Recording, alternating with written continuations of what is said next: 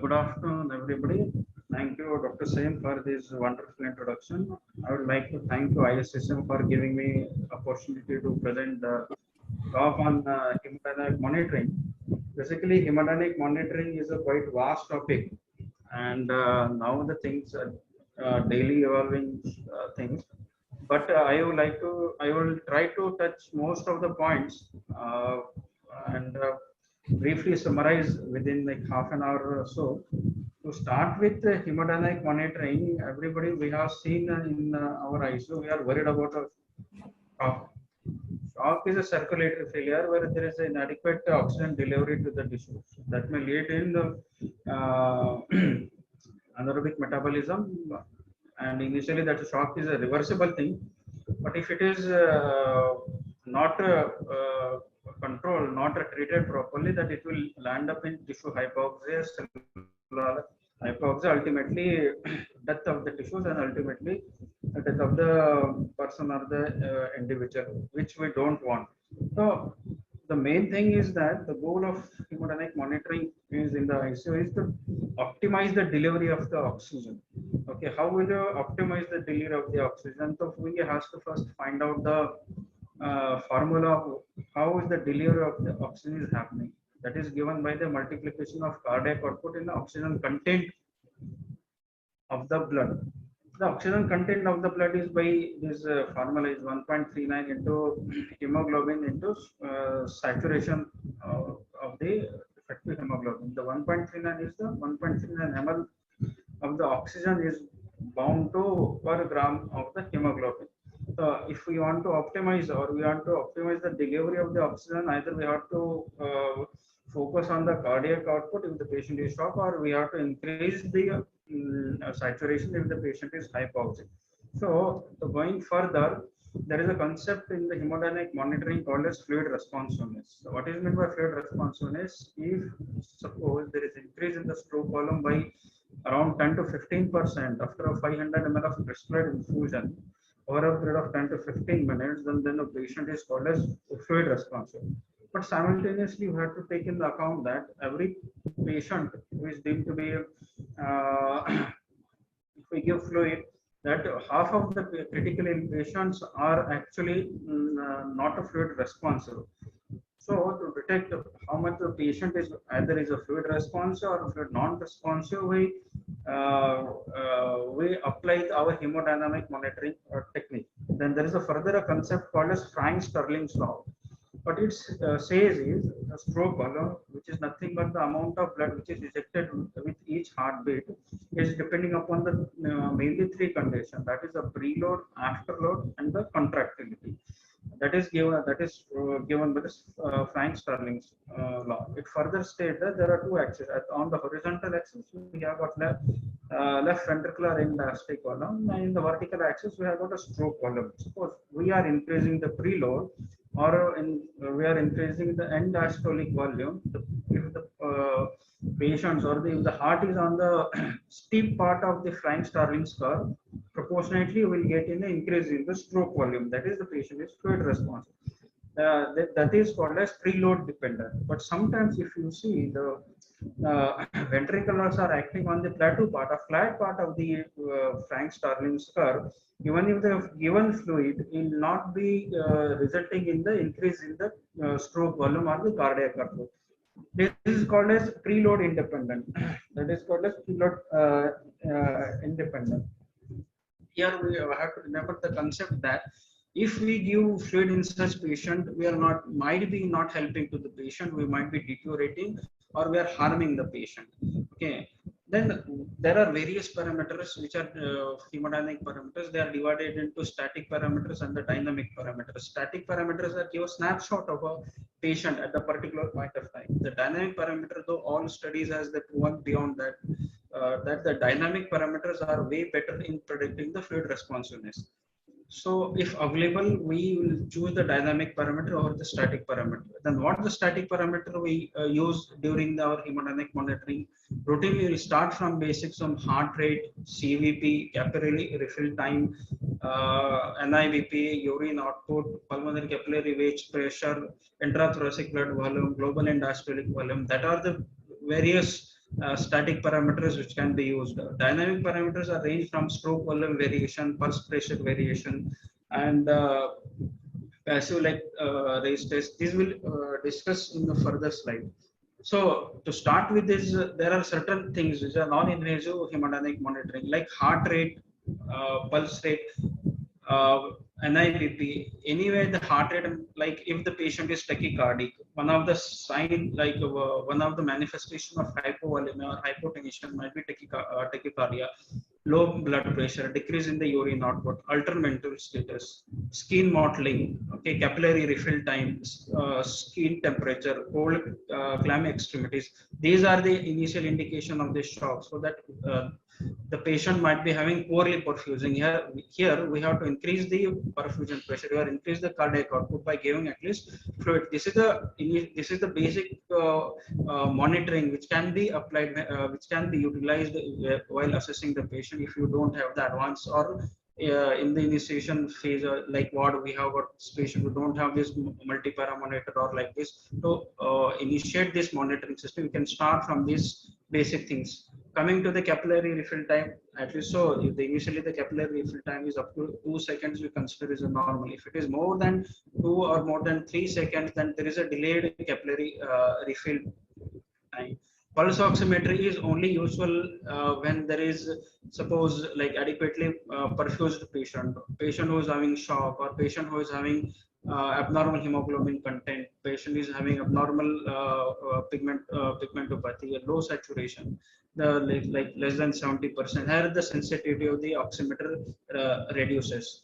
Coming back to the BP monitoring, initially we used two modulators like NIBP monitoring and invasive BP monitoring. And non-invasive BP monitoring, where we have intermittent measurement of the cuff pressure, so that it will give a reading on the BP monitor. Here also we have to take in the account that the cuff side should be appropriate. Okay, it should be at least encircling 2/3 of the arm, upper arm, at least 80% length of the our upper arm. But though we have to make sure that this NIBP monitoring is less accurate in the hypotension and arrhythmias, or where we need to beat monitoring patient in the inotropic support, or patient is on the shock state. This monitoring is inadequate. We have to go for invasive monitoring. Moreover, the size of the BP cuff will also change the reading. If we are using too small cuff, then it will falsely give a high reading. If you are giving too large cuff, then it will give falsely low reading. So to negate all these drawback, then we should have an invasive BP monitoring. Invasive BP monitoring, as everybody might be using, we have got an intra-arterial catheter, most commonly used radial artery catheter. Other sites of catheter can also be used. You can use your brachial artery, you can use the axillary artery, you can use the femoral artery, you can use the dorsalis peris artery as well.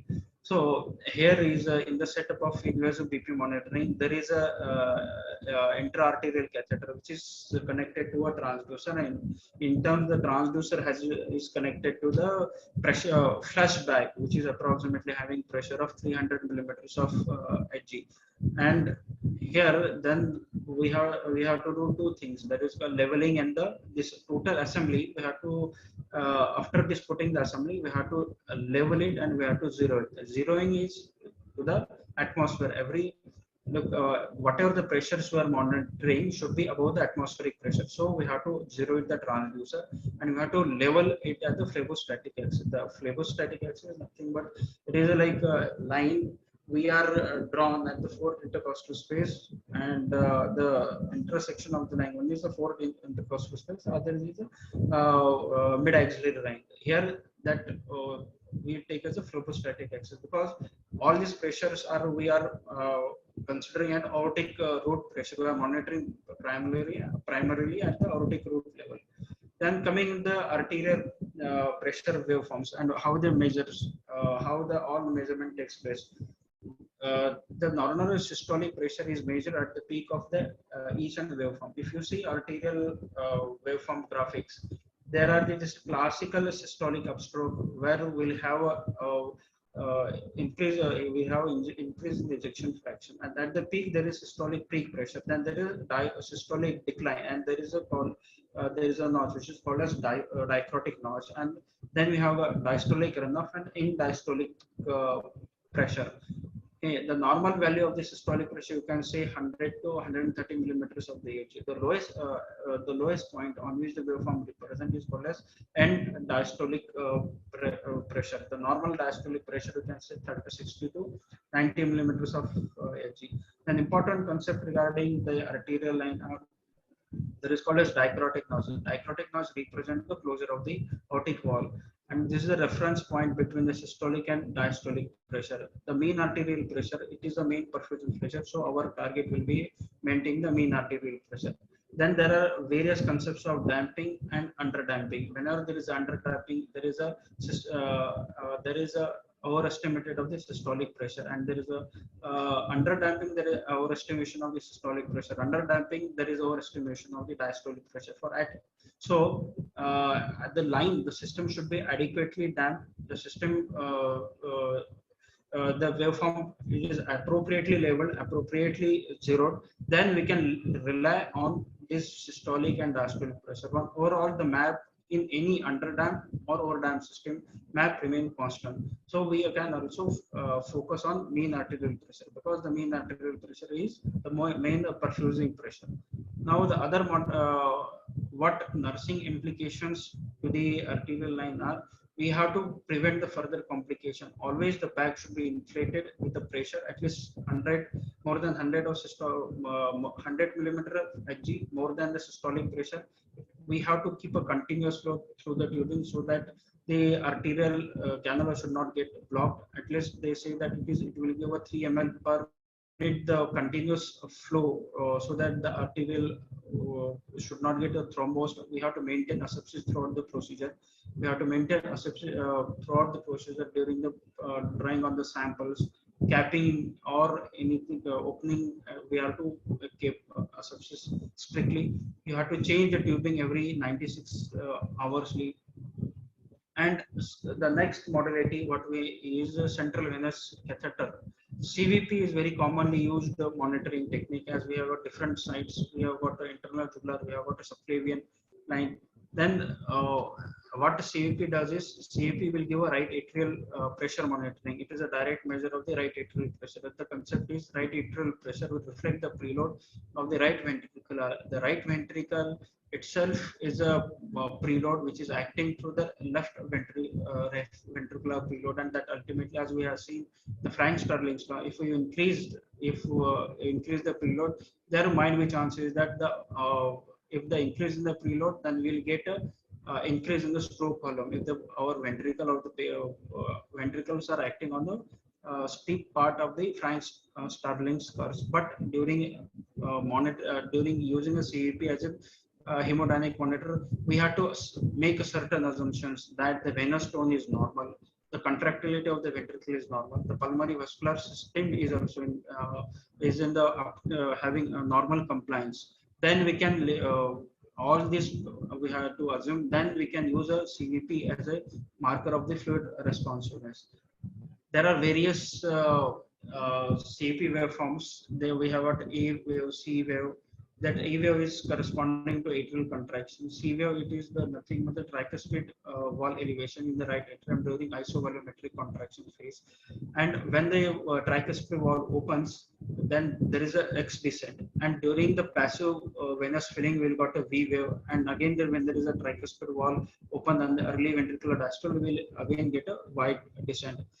Say we have to measure a CVP around somewhere in the C wave. But as said, measuring a CVP is it is not a straightforward answer to hemodynamic monitoring, because in certain conditions, say low CVP will definitely indicate the patient is in hypovolemic, assuming that all this tone, ventricular contractility, pulmonary compliance, and everything is in normal limit. But high CVP doesn't necessarily exclude the patient is fluid responsive. Moreover, it has been said that CVP can be used to evaluate the fluid responsiveness. The increase in the CVP indicates that the increase in the preload, but doesn't indicate the responsiveness of the fluid.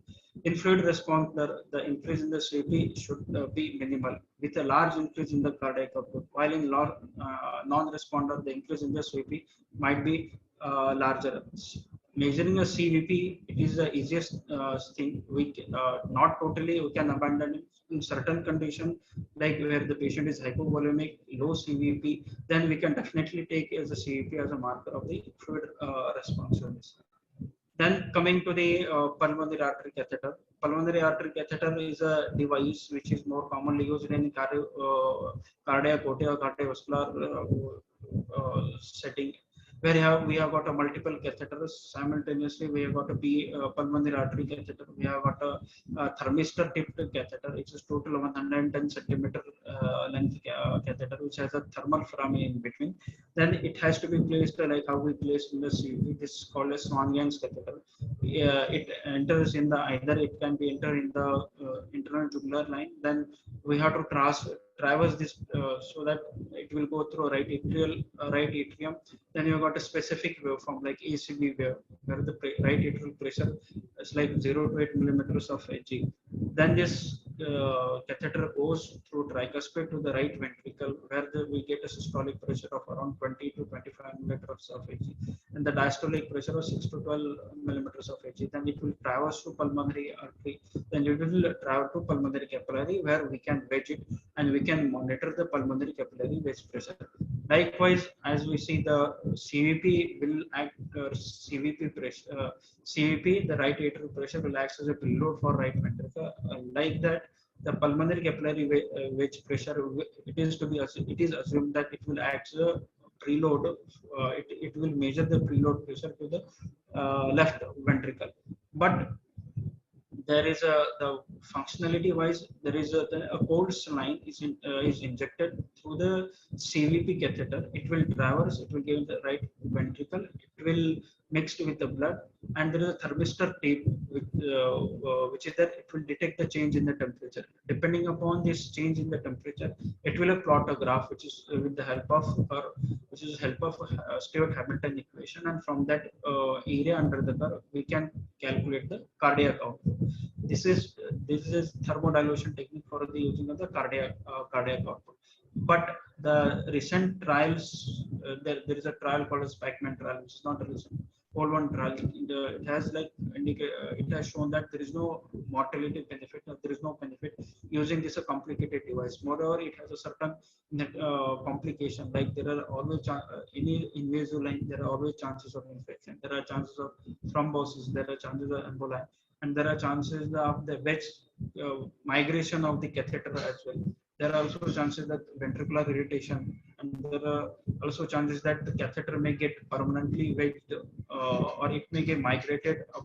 So it will not give always the correct reading. And moreover, in putting in the ICU setting, it is a very complicated thing. So the saying this complication, the putting a pulmonary artery catheter is now not very commonly used. It is used in operation OT operation theater setting, where we are commonly dealing with the cardiovascular cardiac cases. Now, to have a alternative for this, then we have got a dynamic devices. Dynamic devices are basically function depending upon the heart and lung interaction, mainly in mechanically ventilated patient, where we are using positive pressure ventilation.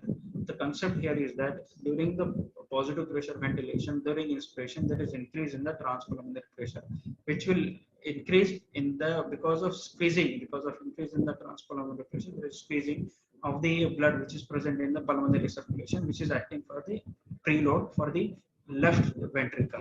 Simultaneously, because of the positive pressure, there is a decrease in the afterload. So left ventricular preload is increased, left ventricular afterload is decreased.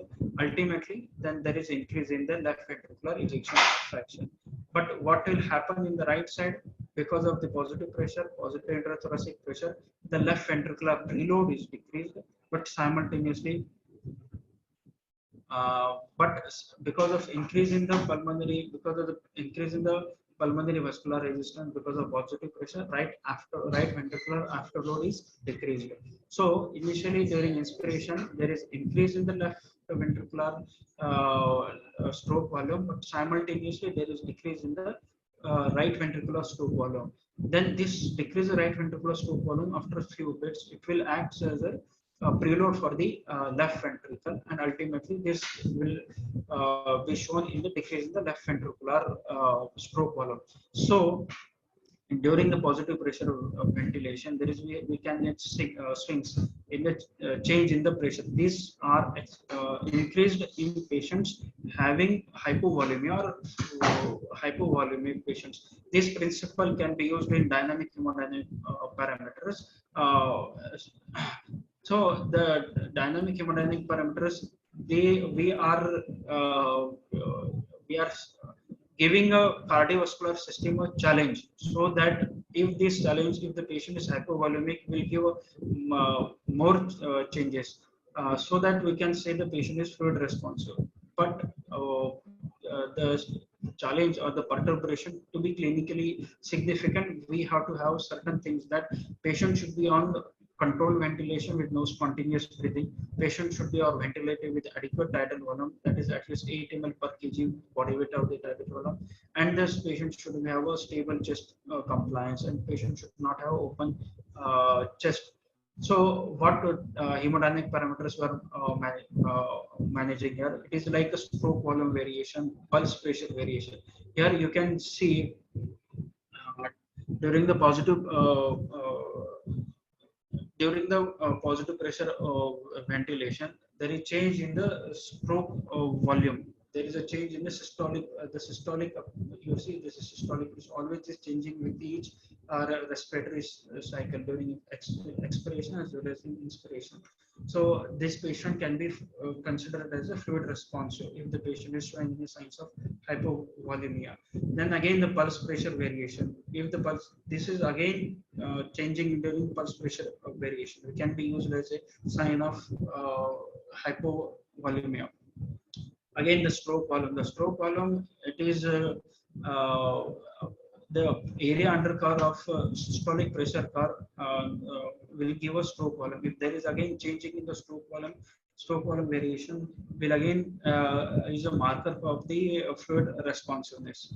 Now these are all we have seen the marker, we have seen the modalities like SPV and PPV. These are the dynamic parameters for the fluid responsiveness. But as we already discussed, the pulmonary artery catheter, though it is a gold standard for the hemodynamic monitor, but we cannot put on each and every patient where we need to be having a cardiac output monitoring. So there are different devices which has been invented, like this called as PICO, LIPO, and Edward Vigilio by Edward Life Sciences. The PICO monitor, it is also called as pulse counter cardiac output monitor, which is having like only central line and a thermistor tip arterial catheter, which can be placed in any form of any arterial site like femoral artery, axillary artery, brachial artery. And it will depend the cardiac output by transpulmonary thermodilution technique, as well as counter of the arterial waveform counter. Here, what we have to do is a cold saline you have to inject in the central vein, and the thermistor change in the will calculate the change in the temperature, and with the help of Stewart-Hamilton equation, it will give a cardiac output. Okay. Similarly, then we have got a LIDCO monitor. LIDCO monitor, what it does is same the principle. Instead of using cold saline, we are using a lithium chloride, a very small quantity of the lithium chloride, which has been given in the central venous catheter, or it is given in the peripheral catheter also. The specially designed tip which detect the concentration of the lithium changing over the period of the time, will also give a cardiac output curve depending upon the Stewart-Hamilton equation. So with these different devices, we can calculate the cardiac output. The main purpose of calculating the cardiac output, or like stroke, it is like calculating the stroke volume. If it is like in the control ventilation, if it is like more than 12 to 15%, we can consider the patient is fluid responsive.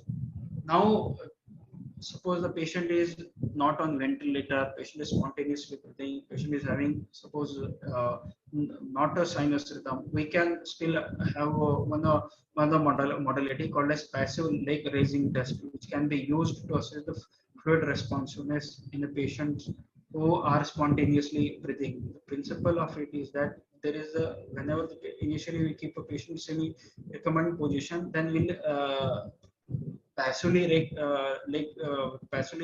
raise the legs. Here it acts on the principle that there is auto transfusion of approximately 300 ml of the blood, which acts as a fluid challenge.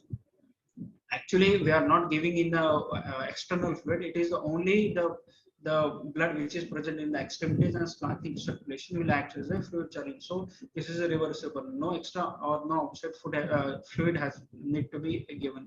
So it is, this thing is a reversible and reproducible. But the advantage of, we can use it during spontaneous breathing as well as in the arrhythmias. But we have to have measure it early, and we have to have a cardiac output monitoring devices.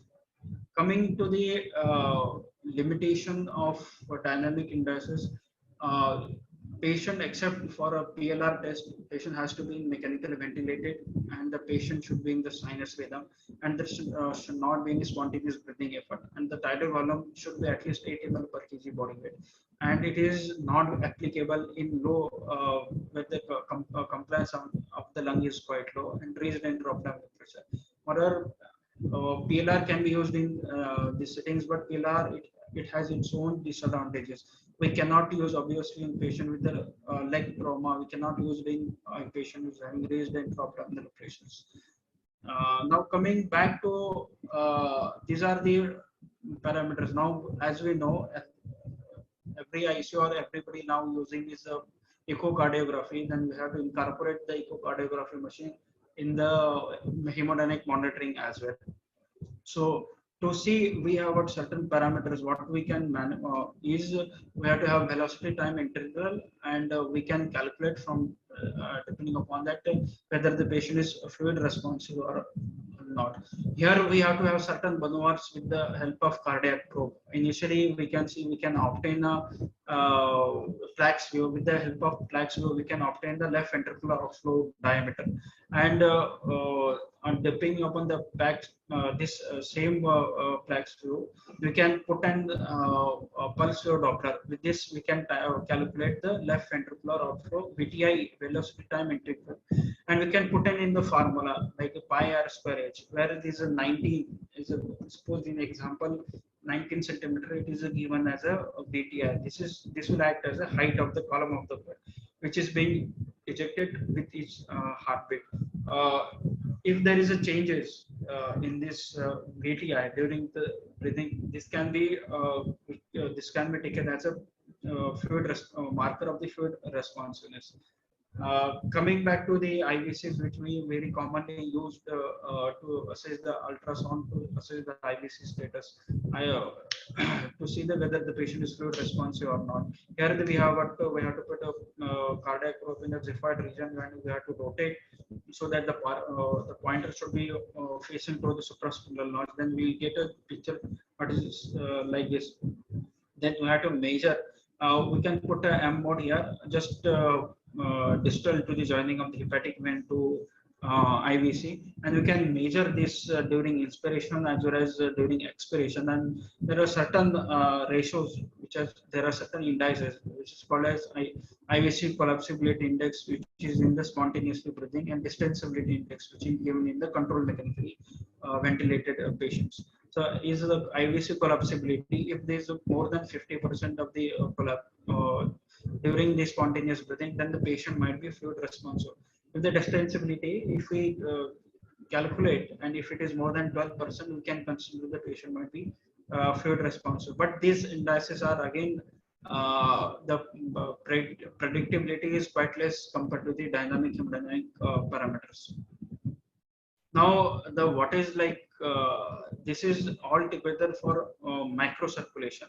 Here the mortality, like the microcirculation, unfortunately, we have no control over the microcirculation. So the what has been seen that the in spite of correcting macro circulation, if there is a micro circulation is hampering, then the mortality in such cases is quite high. And another thing is that there is a called a measurement of serum lactate. Serum lactate is nothing but it is a marker of anaerobic respiration. Sometimes we can see in EVG the elevated marker, elevated lactate. Lactate can also be used to guide a fluid, sometimes fluid resuscitation. So adequacy of fluid resuscitation, if we supplement 2 hours, if the lactates are going by 0.2 per 0.2, then you can see the adequacy of the fluid resuscitation. But here we are not we have to monitor simultaneously other parameter as well. So in general,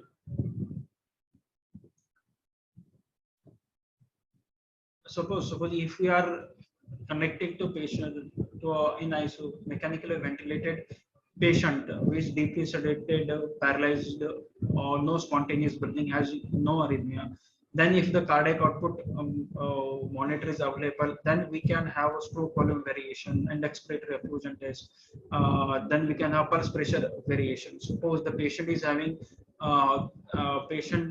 some spontaneous breathing or some has arrhythmias, then we can incorporate PLR in such patients. Suppose in patients who can who is like spontaneously breathing as well as but who don't have any cardiac output monitoring, then echocardiography can be used as a in control ventilation, no spontaneous breathing. Echocardiography can be also used as a, to check the fluid responsiveness. Those patients who are not on any control ventilation or spontaneously breathing, PLR, as already discussed, can be used as a marker of the fluid responsiveness. Then with this brief description of, I tried to touch it this brief each and every topic of the hemodynamic monitoring. I know that it's a very much detailed discussion might be possible, but because of time constraint or because of the availability, I have restricted myself to these only things that is static and hemodynamic monitoring. Thank you. I would like to hand over to Dr. Singh. Thank you, Dr. Durgesh, for your nice presentation. So the topic is open for discussion. Any question and answer from the questions from the audience will be answered by Dr. Durgesh. Any questions in the chat box? So they can put their questions in the chat box. Yeah, but it's not there. Till now, no questions are there. If you have any questions, participants, please put your questions in the chat box.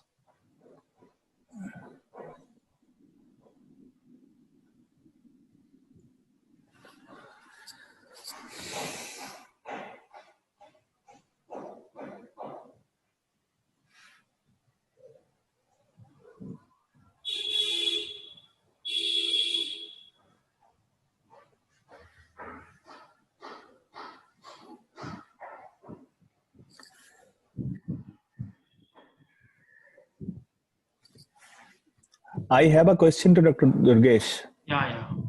Just a thing, how often do you need to do this passive leg raising test in your clinical setting? Means, what are the conditions usually you face? Non-mechanically ventilated patients. Actually, the thing is that